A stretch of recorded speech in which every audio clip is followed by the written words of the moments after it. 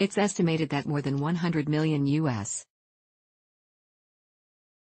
adults trusted source have diabetes or prediabetes, according to the Centers for Disease Control and Prevention, CDC. But despite the number of people living with diabetes, it's a complex disease that's not fully understood by all. A clear understanding of this disease, however, can help clear up a lot of the stigma surrounding it. Here's a look at common myths about diabetes. Myth number 1, diabetes is contagious. Some people who don't know much about type 1 or type 2 diabetes might question whether it's transferable from person to person through sexual contact, saliva, or blood. Science has confirmed that diabetes is a non-communicable disease, so it's not contagious, nor is a diagnosis your fault. Fact number 1, how do you get diabetes? Insulin is a hormone that helps the body regulate blood sugar or glucose. With type 1 diabetes, the body doesn't produce insulin. In type 2 diabetes, the body doesn't produce enough insulin or use insulin properly. It's unknown why some people get diabetes and others don't. In type 1 diabetes, an overactive immune system mistakenly attacks and destroys cells in the pancreas that produce insulin. This causes the pancreas to stop producing insulin. It's also unknown why the pancreas doesn't produce sufficient insulin in those who have type 2 diabetes, though certain risk factors may contribute to insulin production. Myth number 2, diabetes is caused by eating too much sugar. Maybe you've heard that eating too many sugary treats can one day cause diabetes. This is a common myth that confuses many people, mainly because diabetes involves elevated blood sugar levels. Sugar, however, doesn't cause diabetes, so the disease isn't a punishment for having a sweet tooth. Fact number 2, diabetes isn't about eating sugar. Insulin supplies your body's cells with glucose to be used for energy. But sometimes, too much sugar stays in your blood. This isn't due to eating too much sugary foods, but rather your body's inability to use insulin properly, which in turn causes a blood sugar spike. But while eating sugar doesn't directly cause diabetes, it can increase your risk. Overconsumption of sugar can lead to weight gain, and more weight is a risk factor for developing diabetes. Myth number 3, once you're diagnosed, you can't eat sugar. After a diagnosis, some people assume that all sugar is off limits, and they deprive themselves in order to better manage their blood sugar.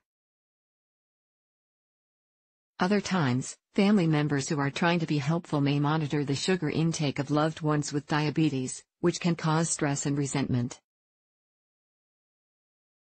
Fact number 3, people with diabetes can eat sugar in moderation. Managing diabetes is all about eating a balanced diet. This includes a healthy balance of protein, fruits, vegetables, and yes, even sugar. So while someone with diabetes might have to adjust how much sugar they consume, they don't have to adopt a strict sugar-free diet. They can sometimes have carbohydrates like pasta, bread, fruit as cream, cookies. Just like in people without diabetes, the key is to eat these types of foods in moderation, and try to eat more whole grains, fruits, and vegetables. Myth number 4, diabetes is only a concern for people diagnosed overweight. Sometimes, people diagnosed overweight may overconsume calories or live a less active lifestyle, which are both risk factors for diabetes. Fact number 4, diabetes can develop in people of all sizes. Diabetes isn't a disease that only affects certain body sizes. You can get diabetes regardless of your weight.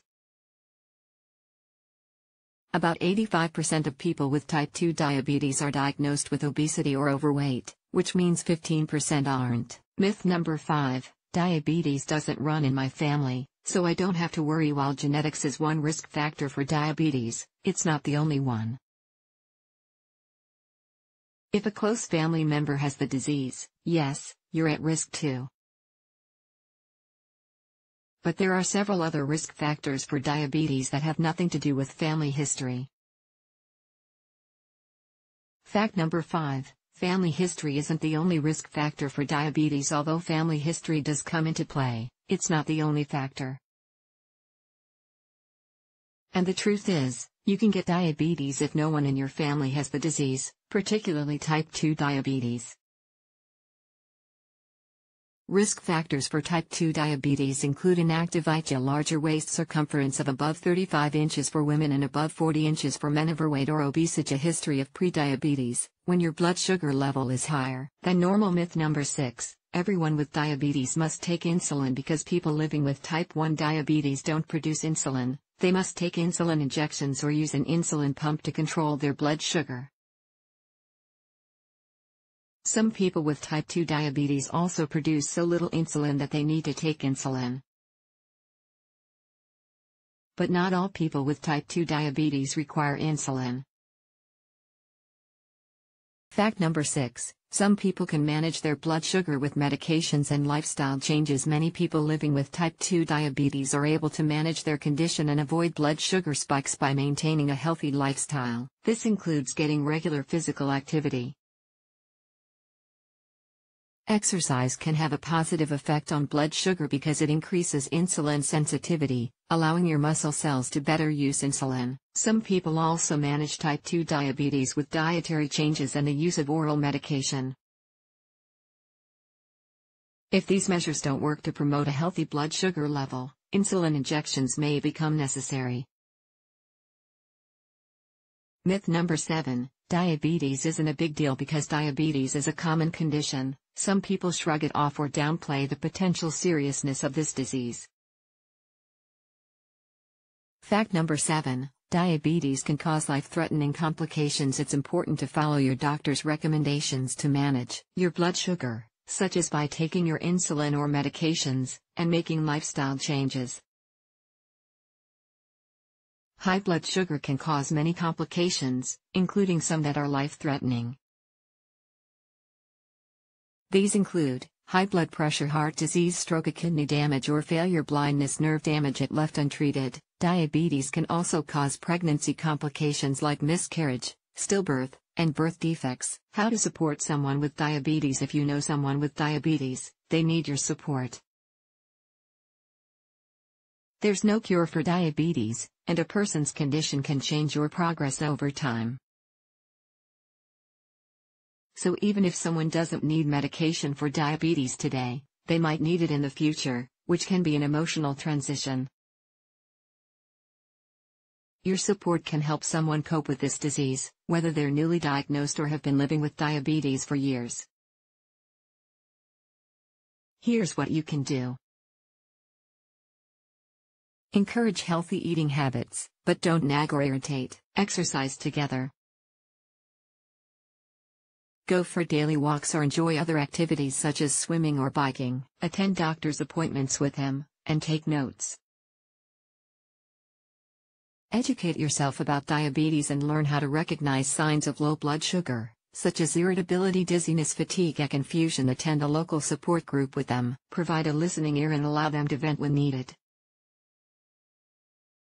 Final word: diabetes can be an often misunderstood condition, but with education and knowledge, it's easier to understand the complexity of this disease and empathize with a loved one.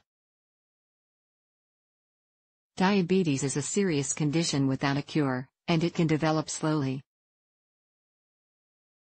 If you or someone you love develops symptoms like increased thirst, frequent urination, or slow wound healing, see a doctor for a blood sugar check.